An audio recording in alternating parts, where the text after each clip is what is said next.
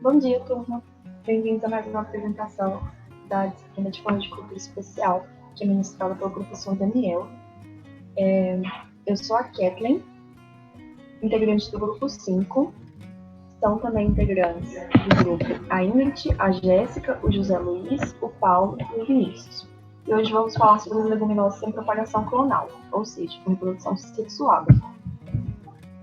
A família Fabaceae, ela possui em torno de 20 mil espécies, e ela é caracterizada por possuir o hábito rasteiro, arbustivo ou arbóreo, podendo ser dividida em leguminosas de clima temperado e leguminosas de clima tropical, sendo que as leguminosas, elas são todas do ciclo metabólico C3. Ela é muito utilizada tanto na alimentação humana quanto em outros nichos mercadológicos. Ela também é muito utilizada na alimentação animal como banco proteico, sendo que os gêneros mais utilizados são a leucema, estilosantes, amendoim forrageiro, alfafa e a soja. Muitas pesquisas científicas têm demonstrado o benefício do consórcio das leguminosas forrageiras com as gramíneas, uma vez que o consórcio de leguminosas faz com que o pasto tenha uma menor necessidade de adubo nitrogenado. Isso é devido ao fato de uma simbiose das raízes das leguminosas com bactérias gram-negativas, que formam nódulos chamados de rizóbios, que pega o nitrogênio atmosférico, transforma ele em amônia, que é o NH4+, para deixar ele no formato absorvível pela planta. Isso faz com que tenha uma maior economia para o lado do produtor, uma vez que esse pasto não requer grandes quantidades de adubo nitrogenado e você acaba não gastando com mão de obra em cima dessa adubação. Isso não quer dizer que você não pode adubar com nitrogênio. Na verdade, se você adubar com nitrogênio, tanto a forrageira quanto a gramínea vai ter uma maior expressão de crescimento. Além do mais, uma formidável característica que as leguminosas apresentam é a mitigação da produção dos gases metanos feitas pelas bactérias ruminais. Isso é muito benéfico, uma vez, por exemplo, a soja, ela causa muitos gases metanos, ela causa uma alta concentração de eliminação de CO2 para a atmosfera. Quando você compara a quantidade proteica de leguminosas com as gramíneas, as leguminosas elas conseguem apresentar em torno de 16 a 20% de proteína bruta, enquanto que as gramíneas elas apresentam de 8 a 10% de proteína bruta, segundo o CTRH zootecnia. E como que escolhe a melhor forrageira? Primeiro, o produtor ele vai ter que estudar qual que vai ser a leguminosa com maior teor de proteína bruta que ele vai querer trabalhar nesse sistema consorciado. Depois que ele selecionar qual que vai ser a leguminosa, ele tem que saber e buscar essas informações se essa espécie que ele escolheu, se essa cultivar que ele escolheu, ela vai estar adaptada ao solo, ao clima e à topografia de determinada área que vai ser cultivada esse pastejo. Uma vez que analisar essas variáveis são muito importantes, porque as espécies, as leguminosas em si, elas vão ter diferentes respostas a essas diferentes variáveis. A caracterização morfológica das leguminosas, elas são geralmente com folhas compostas, trifolioladas e, em sua grande maioria, elas são compostas por folíolos, pecíolos, pulvinos, estípulas e a sua raiz é pivotante ou axial, que é aquela raiz central que consegue atingir altas profundidades do solo. Elas podem apresentar crescimento estolonífero, que é a liberação de gemas nos entrenós, que faz com que outras raízes saiam desses entrenós. Então, elas vão se propagando na superfície do solo e vai se formando aquele pastejo rasteiro. E por que é importante conhecer a anatomia da planta? Bom, a anatomia ela vai te dizer muito sobre a digestibilidade no animal. Por quê? Porque quanto maior a quantidade de mesófilo e menor a espessura de parede celular, mais digerível vai ser essa planta no trato gastrointestinal desses animais. E essa é uma característica das leguminosas. Enquanto que as forrageiras, elas apresentam menor quantidade de mesófilo e maior espessura de parede celular. Elas são muito ricas em matéria seca. Sobre a reprodução das forrageiras leguminosas, é o aspecto primordial que vai separar a nossa apresentação da outra, uma vez que há duas formas de reprodução, sendo que, em sua grande maioria, as leguminosas elas são hermafroditas. Então, duas formas de separar. Elas podem ser apomítica ou assexual, da qual não é necessária a fertilização e elas são idênticas aos tecidos maternos. E a forma sexual ou anfimixia, que pode ser pela polinização cruzada, que é chamada de casmogamia, ou através da autofecundação, sendo que, geralmente, a forma sexual e anfimixia é a forma mais comum de propagação das leguminosas forrageiras e, inclusive, é a que vamos tratar nesse presente trabalho. Vou falar um pouco sobre a alfafa. A alfafa é a forrageira mais antiga que se tem conhecimento, e além disso, ela é a mais utilizada, com mais de 32 milhões de hectares de cultivo em todo o mundo. No Brasil, estima-se um cultivo de 40 mil hectares, onde 90% desse cultivo se encontra nos estados do Paraná e no Rio Grande do Sul. A alfafa é da família Fabaceae e a sua subfamília é a Faboide. Ela apresenta um crescimento vertical, podendo chegar de 60 a 90 centímetros de altura. A coroa da alfafa é a estrutura de armazenamento de substâncias, e é dela que os ramos crescem. A coroa fica localizada na parte superior da raiz, podendo ficar dentro ou fora do solo. A alfafa apresenta um sistema radicular pivotante, robusto e profundo, onde a principal função é a absorção de água. Sua raiz pode chegar até 9 metros de profundidade, mas normalmente atinge de 2 a 5 metros. A cultura tem excelentes características agronômicas, como proteínas de qualidade, alta palatabilidade, alta digestibilidade e altos teores de vitaminas A, E e K, e minerais. Além disso, tem capacidade de fixação biológica de nitrogênio no solo. Entretanto, ela é uma cultura exigente na fertilidade, preferindo o cultivo em solos profundos, permeáveis e bem drenados, com pH entre 6,5 e 7,5.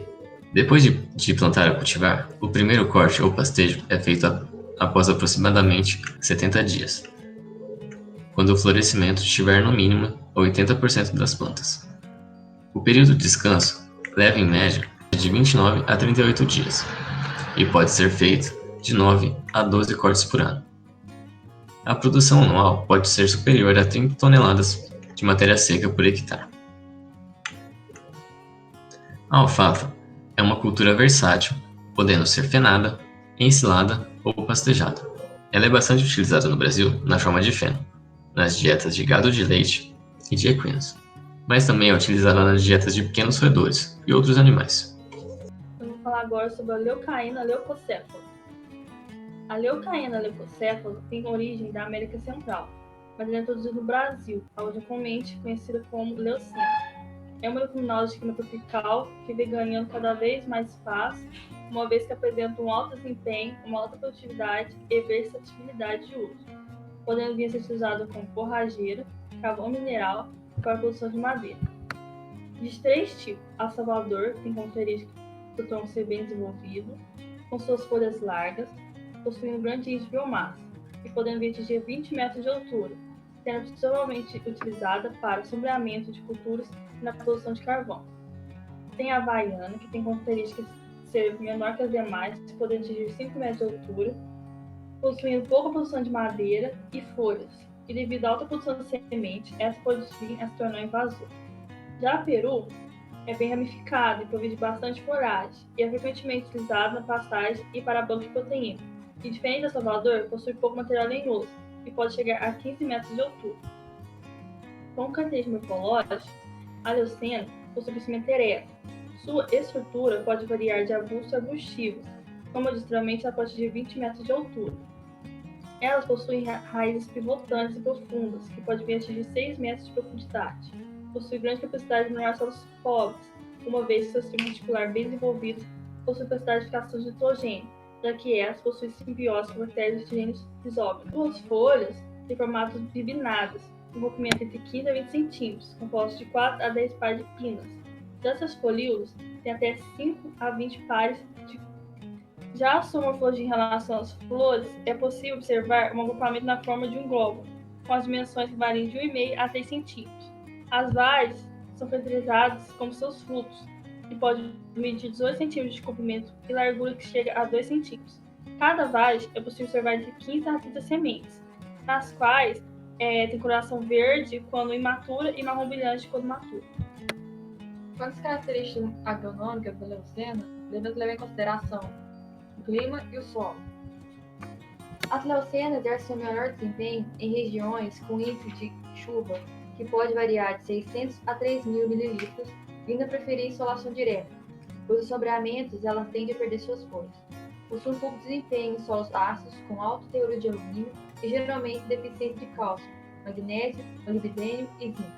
Por isso, o plantio dessas deve ser feito em solos férteis ou, por sua vez, vindo a ser fertilizados, na qual o pH esteja acima de 6. Quanto à produção de forragem ou nutritivo, a leucena apresenta alto nível de capacidade de produção de proteínas dentro da forrageira tropicais, sendo a produção alterada pela sua genética e também pelo seu ambiente de cultivo, tais como solo, clima, altitude e alguns fatores agronômicos, como espaçamento, frequência e altura de corte, manejo de adubação e da irrigação. Sendo uma leguminosas totalmente palatável, onde a quantidade de proteína bruta das folhas pode ser de 20%, podendo chegar a 35% nas folhagens e frutos mais novos. Sua haste fina, o teor de proteína bruta pode ser de 8% a 10%. A fração utilizada na forrageira é uma mistura de 100%, onde 50% pertence às folhas, juntamente com as vagens, e os outros 50% pertencem às hastes finas. Já o manejo da leucena, mesmo apresentando bons resultados, a leucena possui alguns fatores limitantes, como sua lenta formação, o que pode facilitar a ocorrência de invasores. Sendo utilizada em faixas de pastagem, acaba de competir de forma por igual com a braquiária do cumes e com o milhão. Isso pode ser observado sob pastejo pesado, mas isso só ocorre sob efeito de lotação adequada. Para maior aproveitamento da leucena, é necessário que ocorra um manejo específico, devido à sensibilidade. Em passeio de outra atividade, é preciso um período de descanso suficiente para que haja reabilitação da mesma. A assimilação da leucena pode ocorrer diretamente no campo. A produção da leucena deve ter um espaçamento e densidade por igual. A quantidade destinada às cortes deve ser levada em consideração o espaçamento de 1 metro entre as linhas, e a semeadura deve ser espalhada entre 10 a 12 sementes. Já o passeio direto, a distância de semeadura vai de 2 a 3 metros entre linhas com 3 covas metros lineares. Nesse sistema de pastejo, gasta de 5 a 7 kg hectare de semente. Já a utilização da leucena, a leucena tem expandido seu uso cada vez mais no sistema agropastoril para animais de produção, como bovinos, caprinos, bovalinos e ovinos, havendo limitação ao seu uso, uma vez que possui fitotoxina cuja natureza química é de aminoácido não proteico denominado mimosina. Em ruminantes, principalmente bovino, essa substância causa efeito tóxico, como a redução do ganho de peso ou perda de peso e salivação excessiva. A leucena tem apresentado grande resultado quando utilizada em consórcios granis de alta produção. Outra utilização da leucena é a cobertura do solo e plantação de espécies perenes, forrageira em pasto exclusivo e consórcios com graninhas, banco de proteína para pastas e feno, cobertura para evitar erosão, sombreamento, adubo verde, quebra-vento e cerca verde. Estilosantes. Esse slide aqui nos chama a atenção que o estilosantes, o gênero estilosantes, é uma planta nativa e pouco exigente quanto ao solo, ou seja, ele nasce muito facilmente aqui no Brasil, tá? Então, devido a isso, é importante trabalhos de pesquisa para a seleção adequada de uma espécie desse gênero, ok? O gênero possui 44 espécies, né, sendo que 25 ocorrem no Brasil. Então, por ser uma leguminosa, é muito importante como que eu vou utilizá-la, tá? Então, existem várias maneiras de utilizar uma leguminosa, tá? Pode ser de pastejo direto, em cultivo exclusivo, pode ser em associações, tipo consorciamento, pode ser uma cultura acompanhante, pode ser uma adubação verde, ok? E a qualidade nutricional é muito importante, né? Porque ela tem bastante teor de proteína, tá? É uma planta que que permanece verde durante a seca, tá? É uma planta interessante para os animais, tá? Existem diversas espécies, né? Diversos cultivares. Dentre eles, eu chamo a atenção para 2, que é o cultivar Mineirão, tá? Que é muito indicado para banco de proteínas, ou indicado para legumineira, tá? O banco de proteínas é uma forma de haver um pastejo numa área fechada. Então, ela não é consorciada, então, né? E a legumineira é quando é uma área onde se colhe verde a planta e se fornece aos animais, tá? E é uma planta perene, semi-ereta, podendo atingir 2,5 metros de altura. Por ser da família Fabácea, ela tem o quê? Folíolos, né? E os folíolos dessa planta tem um comprimento de 2 a 5 centímetros e uma largura de 0,4 a 0,8, tá? E ela é cultivada onde? Em solos fracos, né? Pobres como o nosso, né? E a outra cultivar que eu vou falar é sobre a cultivar da Campo Grande, que na verdade é uma combinação de 2 espécies, né? Sendo que 80% é da Echinocyanthus capitata e 20% da Echinocyanthus macrocéfala, ok? E ela é uma planta, ambas têm 1,5 metro de altura, né? E ela é indicada para usar em consórcio, em consorciamento, com uma gramínea, tá? E a capitata, tá? Tem as flores que variam de bege a amarelo, e o aflorescimento ocorre a partir de maio, certo? Em Campo Grande, no Mato Grosso, né? E a macrocéfala, ela tem um hábito de crescimento decumbente, podendo tornar-se ereta, tá? Quando associada ou quando há competição por luz, podendo atingir, como eu já falei, até 1 metro de altura. Pessoal, eu sou o Paulo, eu vou concluir o trabalho.